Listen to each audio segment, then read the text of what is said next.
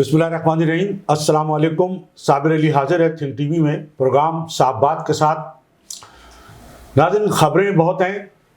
सबसे पहले तो हम आपको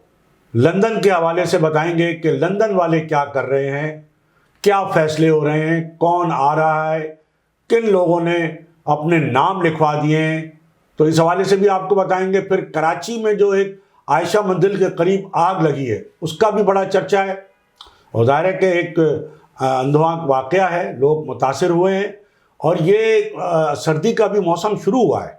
और ये सर्दियों के मौसम में इस तरह की आगें बहुत लगती हैं। तो इस पर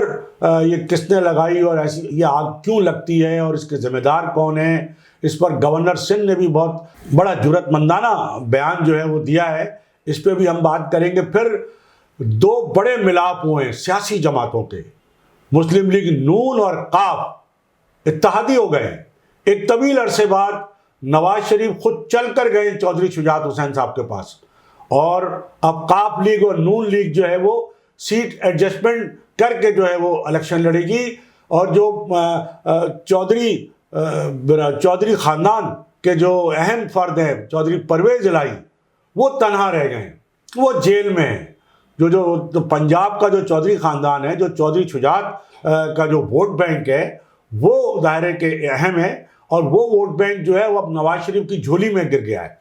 या यूँ कहना चाहिए कि ज़ाहिर जब दोनों एडजस्टमेंट करेंगे तो एक दूसरे की सपोर्ट भी करेंगे, लेकिन परवेज़ इलाही जो है वो तना हो गए और जेल में है और कहा यही जाता है कि उनके साहबजादे मोनिस इलाही ने उनको जो है इस हाल में पहुँचा दिया है। आगे हम आपको बताएंगे कि दो सिंध के साबिक वज़राए आला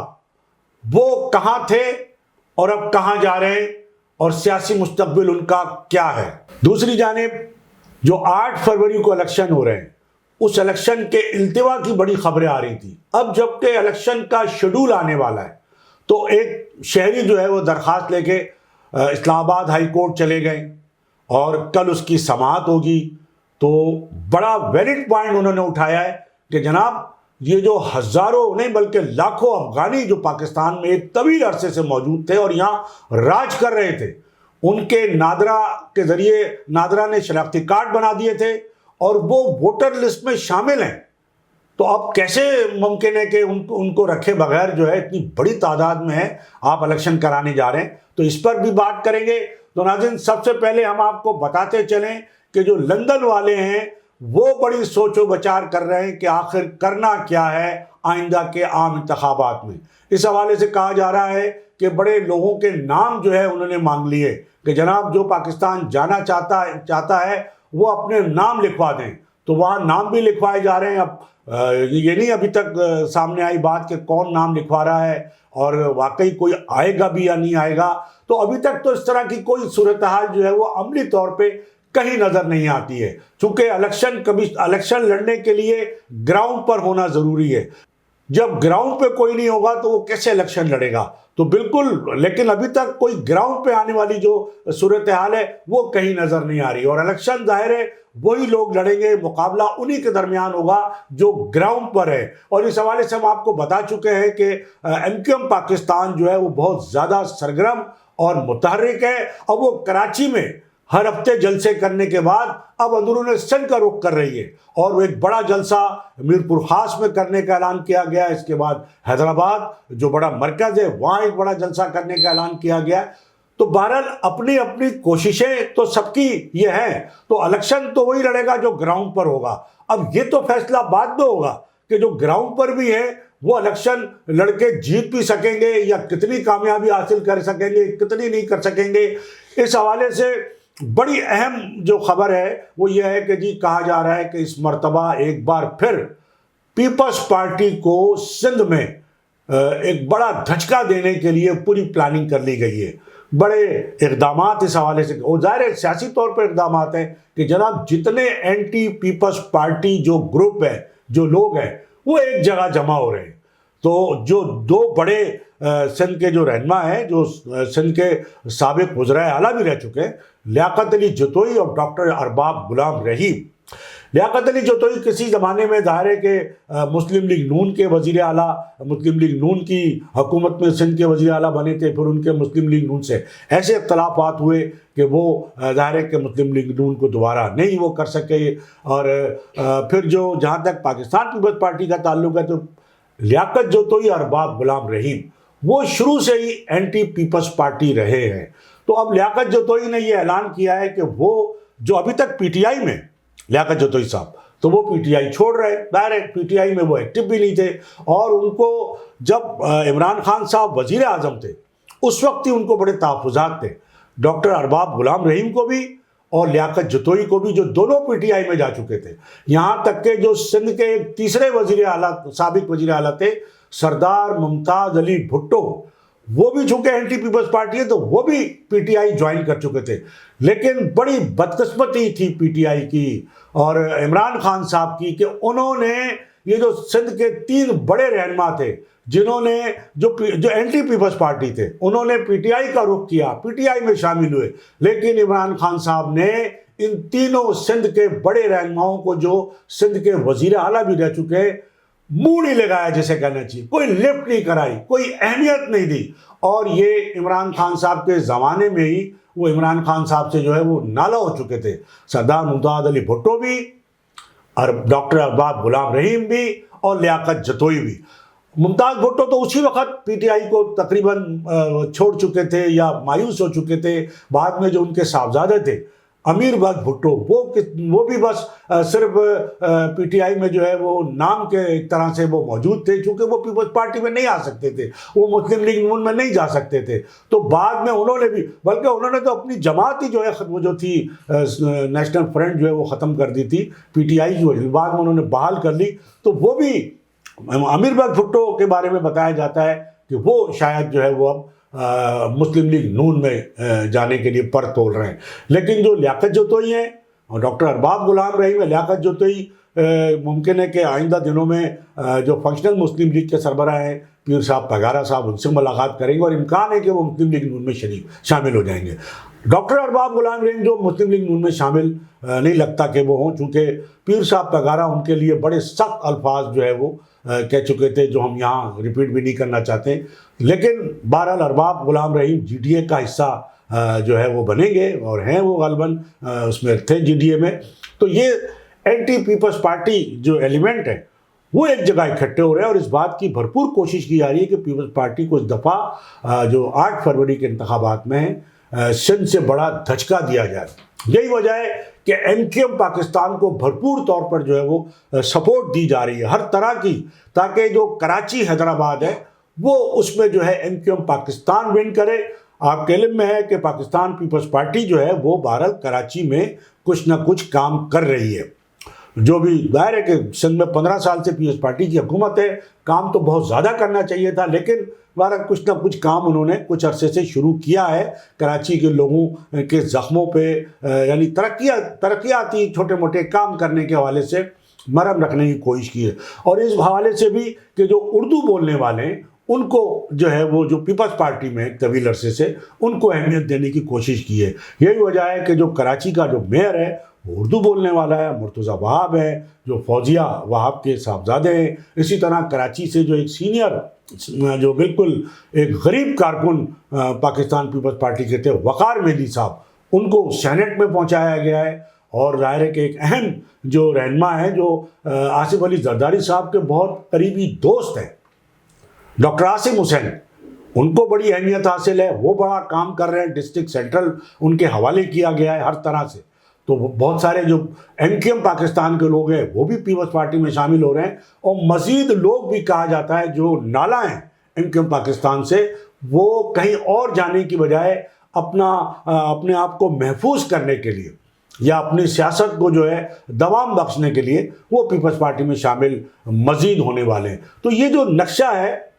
کراچی کی سیاست کا وہ بالکل اب تبدیل ہونے جا رہا ہے. تو ایک جانب تو مسلم لیگ نون، M Q M Pakistan, J U I پے اور جی ڈی اے یہ ایک دوسرے کے ساتھ دائرے کے مل کر جو ہے وہ الیکشن لڑیں گے، ایک دوسرے کی سپورٹ کریں گے اور پیپلز پارٹی کو ٹف ٹائم دیں گے. لیکن ہمارا کہنا یہ ہے کہ پیپلز پارٹی کو سندھ میں کوئی بڑا دھچکا دینا جو ہے ممکن نہیں ہے۔ پیپلز پارٹی آج بھی سندھ میں مقبول ہے، سندھ کی سب سے بڑی سیاسی جماعت ہے، اور جو سابق صوبائی وزیر ہیں ناصر حسین شاہ صاحب، انہوں نے کہا ہے کہ جناب پاکستان پیپلز پارٹی سندھ سے پہلے سے زیادہ نشستیں حاصل کرے گی۔ یہ کہنا ہے ناصر حسین شاہ صاحب کا، بلکہ انہوں نے یہ بھی کہا ہے کہ جو وسطی پنجاب ہے، سینٹرل پنجاب، وہاں سے بھی جو ہے وہ پیپلز پارٹی سرپرائز دے گی۔ تو بہرحال یہ تو آنے والا وقت بتائے گا کہ ہونے کیا جا رہا ہے، اور الیکشن کے اول تو الیکشن ہوں گے کہ نہیں ہوں گے اس پہ ابھی تک سوالیہ نشان لگا ہوا ہے، چونکہ ایک شہری درخواست لے کے اسلام آباد ہائی کورٹ چلا گیا ہے اور کل اس کی سماعت ہے، اور بڑا ویلڈ پوائنٹ ہے کہ جناب افغانیوں کو جو ہے وہ اپنی شناختی کارڈ جاری کیے ہوئے ہیں، افغانی جو ہے وہ بڑی تعداد میں جو ہے وہ ووٹر لسٹ میں ہے، تو جب تک آپ ان کو نہیں نکالیں گے، جب تک کیسے منصفانہ شفاف الیکشن ہو سکتے ہیں؟ بات تو بڑی درست ہے، اور میرا خیال ہے کہ اس حوالے سے جو ہے وہ ایم کیو ایم پاکستان بھی اس بات کی حمایت کرے گی کہ جناب افغانیوں کے ووٹ جو ہے وہ ختم ہونے چاہیے، اور مسلم لیگ نون کی بھی حمایت کرے گی، اور جو دوسری جماعتیں ہیں۔ لیکن پیپلز پارٹی جو ہے اس حوالے سے کوئی زیادہ سخت رویہ نہیں رکھتی، اور پیپلز پارٹی کا یہی موقف سامنے آ رہا ہے کہ وہ ہر حال میں، چاہے گو کہ وہ کمزور پوزیشن میں ملکی سطح پر، چونکہ پنجاب میں پیپلز پارٹی کا ووٹ بینک نہیں ہے اس وقت، اس کے باوجود بھی وہ الیکشن لڑنے پر ہے، اور پاکستان پیپلز پارٹی واحد جماعت ہے جس کا یہ اعلان ہے کہ وہ کسی سیاسی جماعت سے اتحاد نہیں کرے گی، کسی سیاسی جماعت سے سیٹ ایڈجسٹمنٹ نہیں کرے گی۔ اور اس حوالے سے جو سابق وزیر اعظم پیپلز پارٹی کے جو پلیٹ فارم سے رہے راجہ پرویز اشرف، ان کا کہنا ہے کہ جناب یہ جو پیپلز پارٹی کے حوالے سے جو یہ خبریں آ رہی ہیں کہ مسلم لیگ نون کی اور پیپلز پارٹی کی ڈیل ہو گئی ہے، تو ایسی کوئی خبر نہیں ہے، لیکن جب کسی خبر کی تردید کی جاتی ہے تو اس کا مطلب ہے اس میں کوئی نہ کوئی حقیقت ضرور ہوتی ہے۔ تو راجہ پرویز اشرف کا یہ تازہ بیان ہے کہ کوئی ڈیل نہیں ہوئی نون لیگ سے پیپلز پارٹی کی، تو اس کا مطلب ہے کہیں نہ کہیں معاملات تو ہوئے ہیں۔ پھر جو پیپلز پارٹی کے ایک رہنما ہے فیصل کریم کنڈی صاحب، انہوں نے کہا ہے کہ الیکشن کے بعد جو ہے سیٹوں کی، جس کی سیٹیں مطلب نمبرز کی بنیاد پر ہم اتحاد کریں گے۔ تو جو ہم بات آپ کو پہلے دن سے کہہ رہے ہیں کہ الیکشن کے بعد چاہے یہ جتنی مخالفت ایک دوسرے کی کر لیں، پاکستان پیپلز پارٹی، مسلم لیگ نون، یہاں تک کہ ایم کیو ایم پاکستان بھی، چاہے جتنا پاکستان پیپلز پارٹی کے خلاف جو ہے وہ مورچہ لگا لیں، لیکن جب الیکشن ہو جائیں گے، جو نتائج آئیں گے اور جو مخلوط حکومت بنے گی، تو وہ مخلوط حکومت ظاہر ہے کہ انہی جماعتوں کی ہوگی، جس میں پاکستان پیپلز پارٹی، مسلم لیگ نون، M Q M Pakistan, G D A اور جو جے یو آئی فے، یہ سب ایک پلیٹ فارم پہ ہوں گے۔ اور اب تو چودھری شجاعت صاحب بھی جو ہے وہ نون لیگ کے ساتھ مل گئے، تو یہ سارے ایک پلیٹ فارم پر ہوں گے، مخلوط حکومت ہوگی۔ یہ ہم آپ کو پہلے دن سے بتا رہے ہیں۔ یہ سارا یہ جو ایک دوسرے کے خلاف جو الزامات ہیں، ایک دوسرے کے خلاف جو مورچہ ہے، یہ صرف انتخابات کی حد تک ہے، اور نتائج کے بعد بالکل جو سیاسی صورتحال ہے وہ بالکل تبدیل آپ کو نظر آئے گی۔ اب جہاں تک ہم الیکشن شیڈول کی بات کر رہے ہیں، تو بالکل وہ کہتے ہیں کہ 14 دسمبر تک یا اس سے پہلے الیکشن شیڈول آ جائے گا، لیکن اگر کل اسلام آباد ہائی کورٹ اگر اس شہری کی درخواست پہ کوئی فیصلہ، جو کہ درخواست یہی ہے کہ الیکشن شیڈول جاری ہونے سے روکا جائے، اب عدالت کیا فیصلہ کہ دی، یہ تو عدالت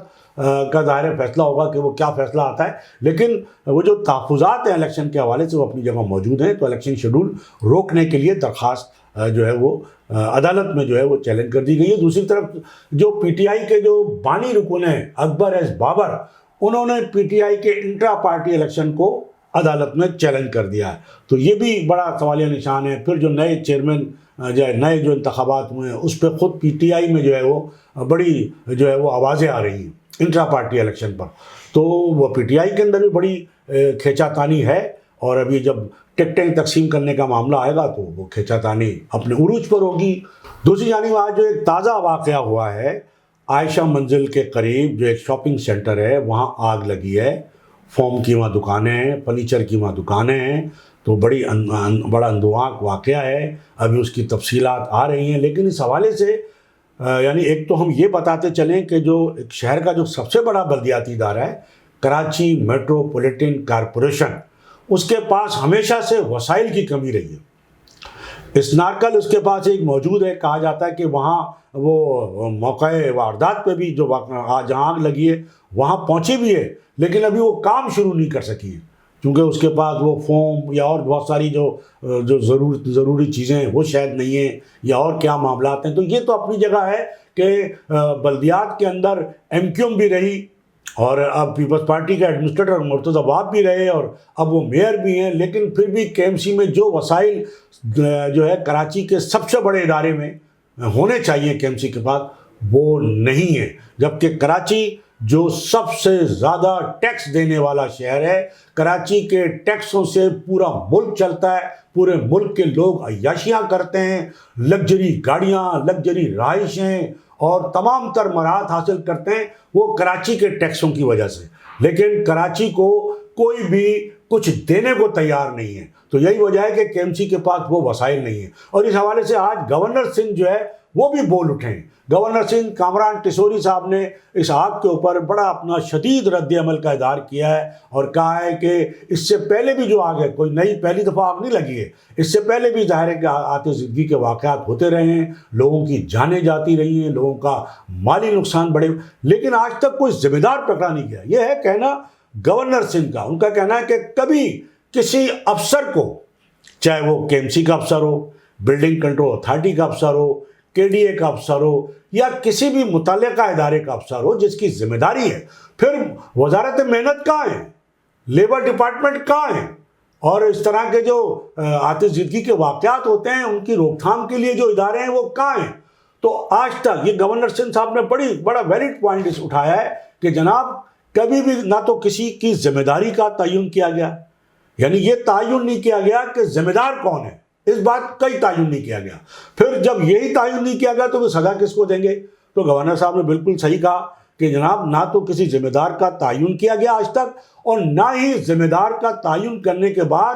جو بھی ذمہ دار نکلے اس کو قرار واقعی سزا دی گئی ہو۔ یہاں تک کہ گورنر سندھ صاحب کا کہنا ہے کہ کسی بھی متعلقہ افسر کو معطل تک نہیں کیا گیا، نوکری سے برطرف کرنا تو بہت دور کی بات ہے، کچھ عرصے کے لیے معطل تو کیا جا سکتا ہے، انکوائری تو کی جا سکتی ہے۔ آج تک جو بلدیہ ٹاؤن کا کیس ہوا ہے، کہا جاتا ہے کہ اس کی ہی صحیح انکوائری نہیں ہوئی، اس کے حوالے سے بھی جو فیصلے ہوئے وہ بڑے شکوک و شبہات اس میں پائے جاتے ہیں۔ مدنہ ظاہر ہے کہ اتنی بڑی آگ لگی، اتنے لوگ اس میں، آخر کوئی تو ذمہ دار تھا، لیکن یہاں تو وہ عدالتوں کا معاملہ بھی ایسے ہی ہے، سارے معاملات بیک ڈور سے حل ہو جاتے ہیں، تو وہ بیک ڈور سے حل ہوئے۔ تو گورنر سندھ کامران ٹیسوری صاحب نے اس پہ بڑا سخت جو ہے وہ موقف اختیار کیا، بیان دیا ہے، اور کہا کہ بالکل وہ اپنی جانب سے جو بھی اس میں اقدامات ہو سکتے ہیں وہ بھی کریں گے، وہ جو میئر کراچی ہیں ان سے بھی بات کریں گے، جو متعلقہ ادارے ہیں ان سے بھی بات کریں گے، اور اس حوالے سے یقیناً جو بھی ریلیف جو ہے لوگوں کو مل سکتا ہے، متاثرہ لوگوں کو مل سکتا ہے، انہیں وہ فراہم کرنے کے لیے اپنی تمام تر کوشش کریں گے۔ گورنر صاحب نے یہ بھی کہا کہ جناب اسٹینڈ بائی فائر بریگیڈ ہونی چاہیے، گاڑیاں جو ہیں وہ اس طرح اسٹینڈ بائی ہوں کہ جس علاقے میں آگ لگے وہ 5-10 منٹ کے اندر پہنچے، لیکن ایسا کبھی بھی نہیں ہوتا، گھنٹوں لگ جاتے ہیں، کال کرتے رہو تو پھر آنے میں دور دور۔ تو یہ بالکل اسٹینڈ بائی ہر علاقے میں فائر بریگیڈ کے نہ صرف اسٹیشنز ہوں بلکہ ہر علاقے میں گاڑیاں کم از کم جو ہیں وہ ایک دو ضرور موجود ہونی چاہیے۔ تو کم از کم اس حوالے سے تو کوئی کام نہیں ہوا، تو وہ کام بالکل گورنر صاحب کا کہنا ہے کہ اسٹینڈ بائی ہونا چاہیے۔ تو بہرحال جب سندھ کی ایک اہم سرکاری شخصیت جب مطمئن نہیں ہے تو باقی لوگ جو ہے وہ کیسے اپنے آپ کو، پھر یہ جو کمشنر ڈپٹی کمشنر ہیں آخر یہ کس کام کے؟ مطلب یہ صرف بڑے بڑے گھروں میں رہنے، بڑی بڑی مراحتیں لینے، بڑی بڑی گاڑیاں، پیٹرول، رہائش اور بہت سارے ملازمین، گارڈ، یہ سب لینے کے لیے کام کرنے کو نہ کمشنر نہ ڈپٹی کمشنر، یہ ایس ڈی ایمز ہوتے ہیں ہر علاقے میں، وہ کہاں، ان کا کوئی رول نظر نہیں آتا۔ مطلب یہ صرف بیوروکریسی جو ہے وہ صرف اور صرف پروٹوکول لینے، مراحتیں لینے کے لیے، تو بھائی کام کون کرے گا؟ تو جناب بالکل یہ سوالی نشان اپنی جگہ موجود رہیں گے۔ تو اس کے ساتھ ہی اس سے پہلے کہ میں آج کی اس گفتگو کو اپنی ختم کروں، میری آپ سے یہی گزارش ہوگی کہ آپ think T V H D channel کو سبسکرائب کر لیں، اپنے دوستوں میں شیئر کریں اور لائک کریں۔ اس کے ساتھ ہی آج کی اس نشست سے صابر علی کو اجازت، اللہ حافظ۔ Channel think T V H D کو سبسکرائب ضرور کر لیں